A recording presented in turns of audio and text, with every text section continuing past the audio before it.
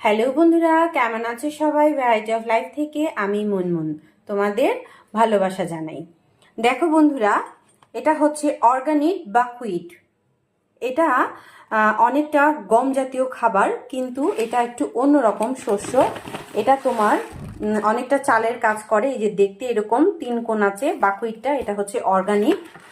তো এটার রান্না, সেদ্ধ, প্রসেসিং সবকিছু আজকে আমি তোমাদের সাথে শেয়ার করব। আমি এই কাপের 1.5 কাপ পরিমাণ বাকহুইট নিয়ে নিলাম, আর সেদ্ধ হওয়ার জন্যই এই কাপের 3 কাপ জল দেব। হাফ চামচের মতো লবণ দিয়ে সেদ্ধ বসিয়ে দেব। বাকহুইটটা মোটামুটি সেদ্ধ হয়ে গেছে। আমি 3 কাপ জল দিয়েছিলাম 1.5 কাপ বাকহুইটির জন্য, আমার আরও 2 কাপ জল লেগেছে।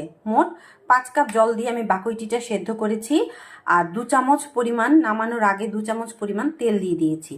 এবার এটার জন্য আমি সবজিটা প্রিপারেশন করে নিচ্ছি।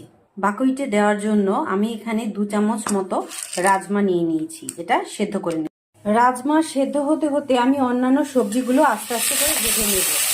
প্রথমে ফুলকপিগুলো ভেজে নেব।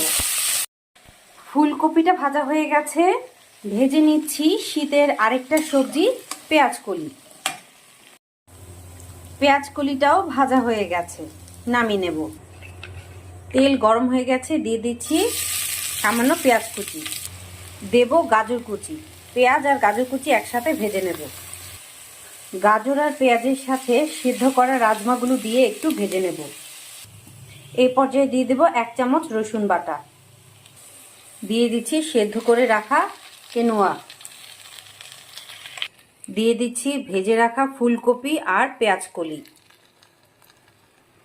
দেব সামান্য একটু লবণ, দেব সামান্য একটু মরিচের গুঁড়ো, আর দেব 1 চামচ মতো বাটার। প্রথমে সর্ষের তেল দিয়েছিলাম, আর এখন দিচ্ছি 1 চামচ মতো বাটার। সবগুলো উপকরণ সুন্দর মতো মিশিয়ে নেব। তৈরি হয়ে গেল চটপট কেনোয়া। এটা ডায়েটের জন্য খুবই ভালো, আর এটা প্রচুর পুষ্টিগুণ আছে এটার মধ্যে। এটা যে কেউ খেতে পারে। আমি এখানে শুধু সবজি দিয়েছি, এটা চিকেন, মাটন, ডিম দিয়েও রান্না করা যায় ফ্রাইড রাইসের মতো। আর এখন ওপর থেকে একটু ভাজা জিরে গুঁড়ো দিয়ে আমি এটা নামিয়ে নেব। আর এটা একদম প্রিপেয়ার হয়ে গেছে, খাওয়ার জন্য প্রস্তুত।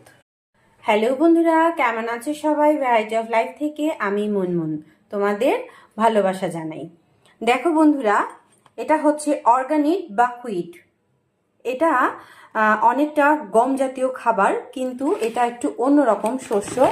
এটা তোমার অনেকটা চালের কাজ করে। এই যে দেখতে এরকম তিন